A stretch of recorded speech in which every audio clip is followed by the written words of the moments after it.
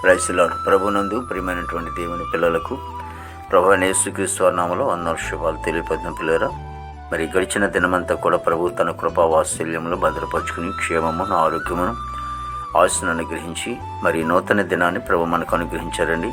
2024 సంవత్సరం 12వ నెల 27వ దినాన్ని ప్రభు మనకు అనుగ్రహించి మరి రోజు దేవుని వాక్యము, యేసు దేవుని కుమారుడిని నమ్మువాడు తప్ప లోకమును జయించువాడు మరి ఎవడు?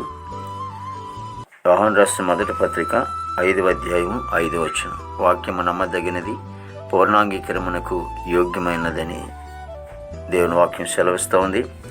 పిల్లరా, యేసు దేవుని కుమారుడని నమ్మువాడు తప్ప లోకమును జయించువాడు మరి ఎవడు? యేసుక్రీస్తు దేవుని కుమారుడని ఎవరైతే నమ్ముతారో, మరి ఎవరైతే అంగీకరిస్తారో, మరి చాలామంది కూడా దేవుని కుమారుడు కాదని ప్రవర్తని మరొక రీతిగా వారు చెప్పుకునే సందర్భాలు ఉంటూ ఉంటాయి. ఏదైనప్పటికీ కూడా యేసుక్రీస్తు ప్రభువారు దేవుని కుమారుడు. అందుకే ఆయన కుమారుని లోకానికి పంపించాడు. ఎందుకంటే మానవులందరి కోసం పంపించినటువంటి దేవుడు. కాబట్టి దేవుని కుమారుడిని నమ్మినవాడు తప్ప లోకమును జయించేవాడు మరెవడు? మరి ఎవరైతే దేవుని కుమారుని నమ్ముతూ ఉంటారో, రక్షింపడతారో, మరి లోకమును జయించేవారుగా ఉంటూ ఉంటారంట. మరి ఇంకెవరు కూడా జయించేవారు లేరని లేఖనం సెలవిస్తుంది. మరణమునకు జయించేవాడు ఆయన మాత్రమే.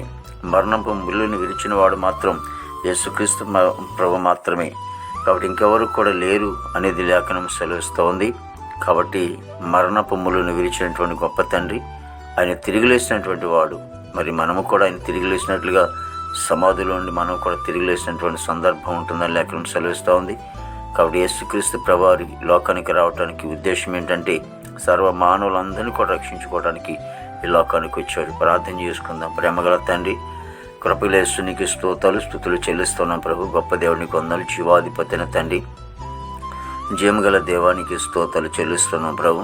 మరి ఇదిగో నేను ప్రభా, ఇదిగో నేను యేసు నీకు స్తోత్రాలు ప్రభు. ప్రతి కుటుంబాన్ని కూడా దీవించిన ఆశ్రయించండి దేవ. భారతదేశాన్ని మీరు ఆశ్రయించండి. యవన బిడ్డలందరినీ కూడా దీవించిన ప్రభు నీకు స్తోత్రాలు.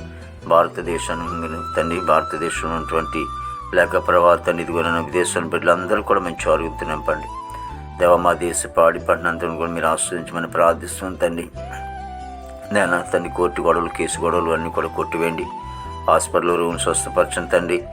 దేవానికి స్తోత్రాలు చెల్లిస్తున్నాం ప్రభు. నేను స్కూల్ బిడ్డలందరూ కూడా మంచి వంతులు చదువుకునే బిడ్డలకి, అలాగే ప్రభావాన్ని ఇదిగోని పనికి వెళ్ళే బిడ్డలు కూడా మంచి వంతు నింపండి. ఈ దినమంతా కొన్ని విశేషమైన కృపతో నింపి నీ నామానికి మాత్రం మహిమ తెచ్చుకోండి. యేసుక్రీస్తు నామమున తండ్రి. ఆమేన్, ఆమేన్, ఆమేన్.